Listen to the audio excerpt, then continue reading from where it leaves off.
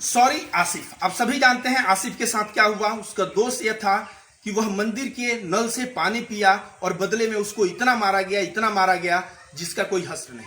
मैं अक्सर कहता रहा हूं कि मोदी और योगी के आने से तानाशाही बढ़ी है, लेकिन वह समस्या नहीं है। उनसे बड़े बड़े तानाशाह हिटलर, एडोल्फ हिटलर था, स्टालिन था, लेनिन था, आप देखेंगे मुसोलिन था। तख्ता पलट के साथ ये तानाशाहों की तानाशाही समाप्त हो जाती है।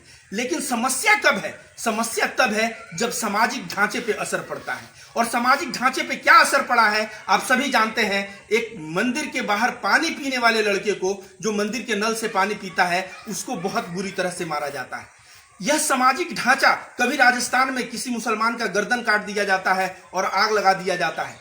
यह सामाजिक ढांचा जो बिगड़ चुका है बीजेपी और संघियों की वजह से, इन लोगों को समझना पड़ेगा, वरना हिंदुस्तान इतना पीछे चला जाएगा जिसका कोई हिसाब नहीं।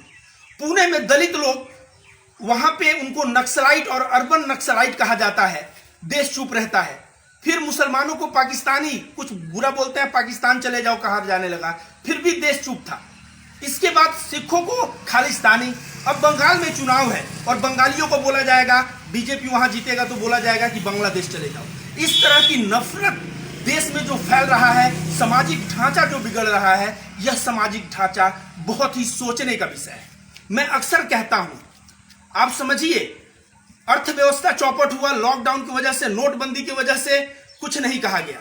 लेकिन जब इस तरह की वारदात देखने को मिलती है किसी समुदाय के खिलाफ, किसी जात विशेष के खिलाफ, ऐसी घटनाएं होती क्यों है?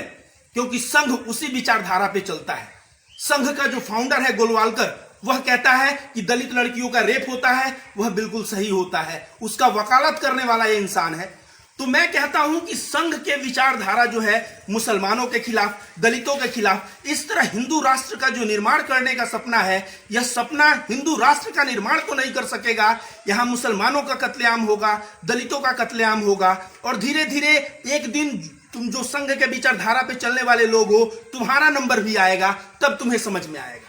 मुझे याद आता है, जो मुर्गा रहते हैं उनको एक को काटा जाता है तो फिर दूसरे का नंबर आता है, तीसरे का। ठीक वैसे ही हो रहा है। पहले दलितों को टारगेट किया गया, पुणे में अर्बन नक्सलाइट बोल के इंटेलेक्चुअल्स को अंदर किया गया, आदिवासी नेताओं को अंदर किया गया, मुसलमानों को पाकिस्तानी बोल दिया गया, सिखों को खालिस्तानी बोल दिया गया।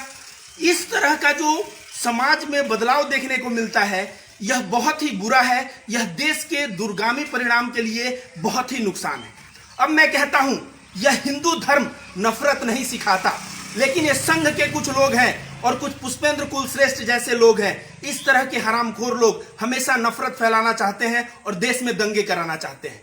मैं यहाँ पे बहुत सारे लोगों के बीच हूं और हमारे इस जगह पे हिंदू मुसलमान दोनों भाईचारा में वर्षों वर्षों से रहते हैं और उनके बीच कोई भी तकलीफ नहीं होता।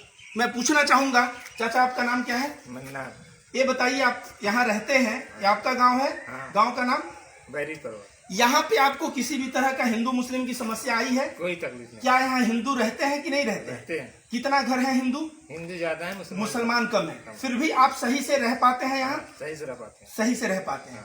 आप देख सकते हैं यह देश कैसा है। यह देश ऐसा है जहाँ पे हिंदू मुस्लिम भाई भाई इस तरह का देखने को मिलता है। हिंदू धर्म प्रेम सिखाता है, कहता है प्रेम करो दूसरे को। ये बताइए, जब वो बंदा पानी पिया, प्यास उसका बुझा, उसको सुख मिला कि नहीं मिला? हम लोग हिंदू धर्म में कहते हैं सर्वे भवन्तु सुखिनः, सभी लोग सुखमय रहें। जब सभी लोग सुखमय रहें तो एक बंदा पानी पी रहा है और पानी पी रहा है तो उसको इस तरह से मारा जा रहा है। इस तरह का जो काम है, मैं इसका घोर निंदा करता हूं। और एक चीज मैं आपको बता दूं, इसके वजह से, इन्हीं लोगों के वजह से हिंदू धर्म बदनाम हो रहा है। आज ट्रेंडिंग चल रहा है ट्विटर पे, फेसबुक पे, सभी जगह कि किसी गुरुद्वारे में जाओ वहां पानी पी लो, किसी दूसरे जगह जाओ वहां पानी पी लो, मंदिर में मत जाओ, वहां पानी पियोगे तो तुमको लात मिलेगा। मैं कहता हूं कि हिंदू धर्म भी बहुत ही उदार धर्म है, लेकिन हिंदू धर्म में कुछ ऐसे संगठन आ गए हैं, विश्व हिंदू परिषद, आरएसएस जैसे संगठन। ये संगठन हमेशा नफरत घोलने का कार्य करते हैं। और नफरत क्यों घोलते हैं? क्योंकि राजनीतिक रोटी बीजेपी की इन्हीं के नफरत के आड़ में चलती है। दोस्तों आप ही बताइए, बंगाल में इसके पहले सीपीएम और टीएमसी की लड़ाई होती थी, क्या कोई दंगा होता था? किसी भी तरह का हिंदू मुस्लिम और सांप्रदायिक बात होती थी, लेकिन अब होना शुरू हो गया है। क्यों होना शुरू हो गया है? क्योंकि जब दंगाई और नफरती लोग जाएंगे तो यही नतीजा देखने को मिलेगा। तो अंततः मैं यही कहूंगा, सॉरी आसिफ, हम लोगों के तरफ से भी सो सॉरी। हम लोग के बीच एक चाचा हैं, इनसे हम लोग बहुत ही प्रेम से रहते हैं और मैं क्षमा चाहूंगा आसिफ। हमारे धर्म में कुछ ऐसे कलंकित लोग हैं जो इस तरह का घटना करते हैं और उसके लिए हम सभी लोग क्षमा प्रार्थी हैं। और मैं चाहूंगा कि मैं मुसलमान बस्ती में मैं आया हुआ हूं, यहाँ पे जाके मैं लोगों को समोसे बांटूं और समोसे बांट के पानी पिला के मैं कहूं कि देखो भाई, हिंदू धर्म भी एक प्रेम का धर्म है जो प्रेम सिखाता है, जो सर्वे भवन्तु सुखिनः बोलता है। इस तरह के गद्दार और मक्कार लोग जो धर्म को बदनाम कर रहे हैं, ये गलत है। तो मेरे साथ कुछ लोग हैं, मैं चाहूंगा कि वे लोग भी कुछ बोले। महेश जी, आप क्या बोलना चाहेंगे? हम लोग तो काफी दिनों से मतलब साथ में रह रहे, हमारे यहाँ चाचा जी आते हैं, हम इनके यहाँ जाते हैं, ये सब तो चलता रहा है।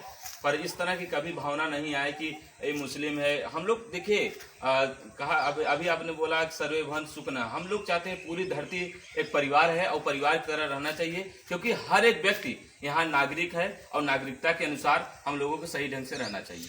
चाचा जी, आप कुछ बोलना चाहेंगे? आपके गांव में सभी लोग प्रेम भाव से रहते हैं? हमारे गांव में मुसलमान हो या हिंदू हो, सब भाईचारे के साथ रहते हैं। आपका शुभ नाम? दिक्कत नहीं, बद्री प्रसाद मौर्य। अब देखिए, ये भी हिंदू हैं, ये क्या बोल रहे हैं, इनकी बातों पे गौर फरमाया जाए तो ये शुरू से ही एकता आप लोगों में बनी हाँ, हुई है। एकता शुरू से है, कोई दिक्कत मुसलमान नहीं। जब दिक्कत में होते हैं आप लोग खड़े रहते हैं। हाँ, हम लोग खड़े हो जाते हैं। बिल्कुल बिल्कुल। के हिसाब से ही मनाते हैं। आप जो है बोल रहे थे होली और दिवाली सब मनाते हैं? सब मनाते हैं। बताइए, चाचा जो है, इनका नाम क्या बताया चाचा? मन्नान। मन्नान इनका नाम है और ये होली दिवाली सारी चीजों को मनाते हैं। तो क्या इस तरह के देश से लोगों को नफरत है? अगर मैं कह रहा हूं ये सरकार और 5 या 10 वर्ष रह गई तो इस देश में नागरिक लड़ेगा, ब्राह्मण दलित लड़ेंगे, हिंदू मुसलमान लड़ेगा, सिख हिंदू लड़ेगा और इस तरह से दंगे होंगे और इन दंगों के आड़ में लोग अपना राजनीतिक रोटी सेकते रहेंगे और अपना राजनीतिक में अपने आप को बरकरार रखेंगे। मैं एक चीज और कहना चाहूंगा कि जो कहते हो ना पाकिस्तान चले जाओ मुसलमानों को, सिखों को जो बैठे हुए हैं सिंधु बॉर्डर पे, उनको बोलते हो आप खालिस्तानी है ये। किसी को अभी बंगाल में सरकार आएगी तो बोलेगो बांग्लादेश चले जाओ। क्या ये देश किसका है? ये देश यहाँ के नागरिकों का है और प्रत्येक नागरिक को यहाँ रहने का अधिकार है। इस तरह की मानसिकता जो बोलते हो ना, इस तरह की मानसिकता बिल्कुल बर्दाश्त नहीं की जाएगी। हम लोग बिल्कुल इसके पीछे आवाज उठाते रहते, तो इस तरह का चीज बर्दाश्त नहीं होगा। यहाँ लोकतंत्र है, लोकतंत्र में हर एक नागरिक से देश बना है और हर एक नागरिक चाहे हिंदू हो या मुसलमान, जिस तरह से प्रेम भाव से रहता है उसी तरह से प्रेम भाव से सदा रहेगा। जय हिंद, जय भारत।